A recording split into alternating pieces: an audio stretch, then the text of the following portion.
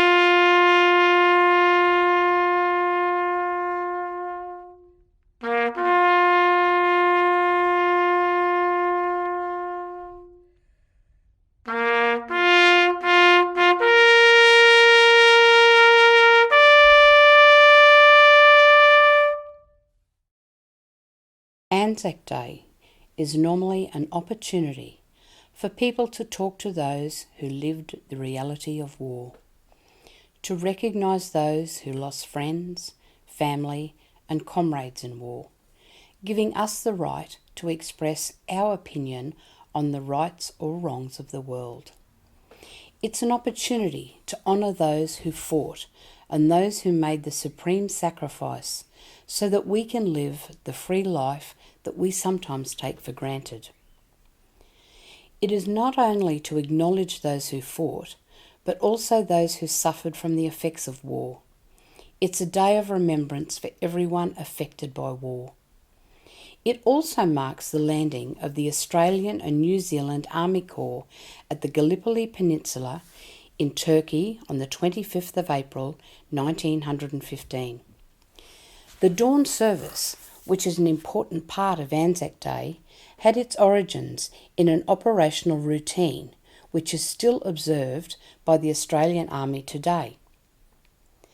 The half light of dawn plays tricks with soldiers' eyes, and from the earliest times, the half hour or so before dawn, with all its grey, misty shadows, became one of the most favoured times for an attack.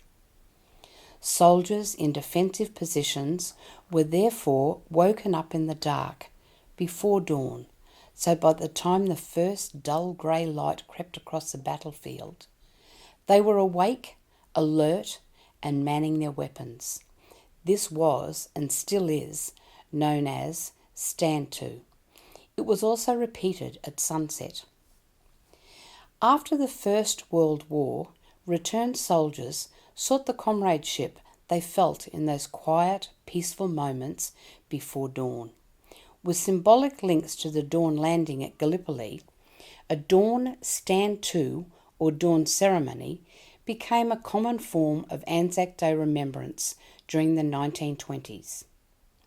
The first official dawn service was held at the Sydney Cenotaph in 1927.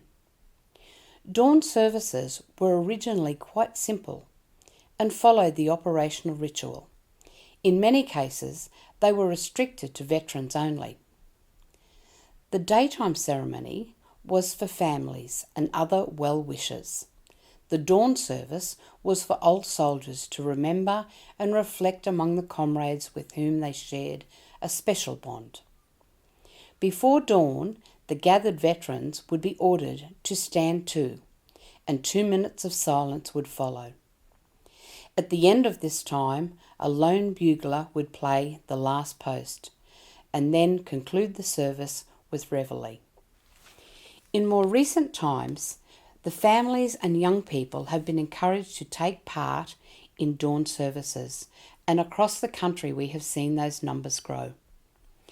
But with the country now locked down and people isolated because of the COVID-19 situation, the Nanango community will be remembering the sacrifices made by the brave men and women of the Defence Forces in a more private way, without any of the pomp and ceremony, but still as important to many who appreciate what was given to allow us the freedom we have today. Many across the South Burnett will be gathering in their driveways, on their front lawns, to just give that little minute silence in which to remember those who have gone before us. Now when I was a young man, I carried me pack, and I lived the free life of the rover. From the Murray's green basin to the dusty outback, well, I waltzed my Matilda all over. Then in 1915, my country said, son, it's time you stop rambling, there's work to be done. So they gave me a tin hat and they gave me a gun, and they marched me away to the war. And the band played waltzing Matilda as the ship pulled away from the quay. And amidst all the cheers, the flag waving and tears, we sailed off for Gallipoli. And how well I remember that terrible day, how our blood stained the sand and the water, and of how in that hell that they called Suvla Bay, we were butchered like lambs at the slaughter. Johnny Turk, he was waiting, he'd primed himself well. He showered us with bullets and he rained us with shell, and in 5 minutes flat he'd blown us all to hell. Nearly blew us right back to Australia. But the band played waltzing Matilda when we stopped to bury our slain. We buried ours and the Turks buried theirs. Then we started all over again.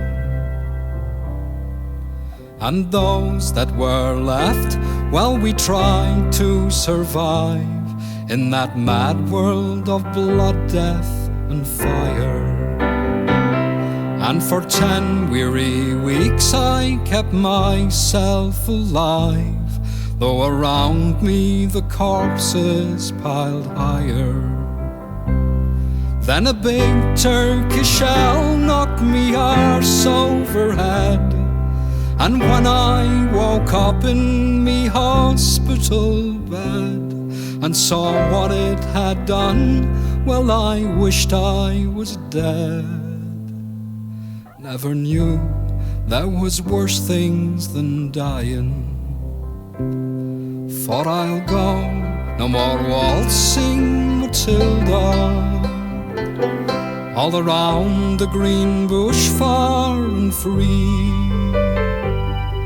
to hum tents and pegs a man needs both legs. No more waltzing Matilda for me. So they gathered the crippled, the wounded, the maimed, and they shipped us back home to Australia.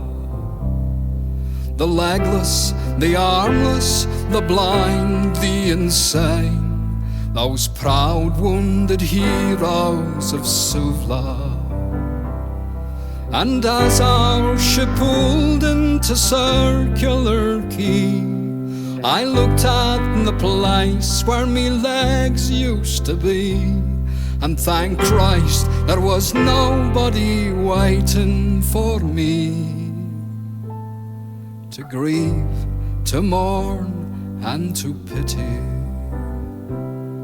But the band played waltzing Matilda as they carried us down the gangway. But nobody cheered, they just stood and stared. Then they turned all their faces away. And so now, every April, I sit on me porch and I watch the parade pass before me. And I see my old comrades, how proudly they march, reviving old dreams of past glories. And the old men march slowly, all bones stiff and sore. They're tired old heroes from a forgotten war. And the young people ask, what are they marching for? And I ask myself the same question. But the band plays waltzing Matilda, and the old men still answer the call. But as year follows year, more old men disappear. Someday no one will march there at all. Waltzing Matilda, waltzing Matilda, who'll come a waltzing Matilda with me? And their ghosts may be heard as they march by that billabong. Who'll come a waltzing Matilda with me?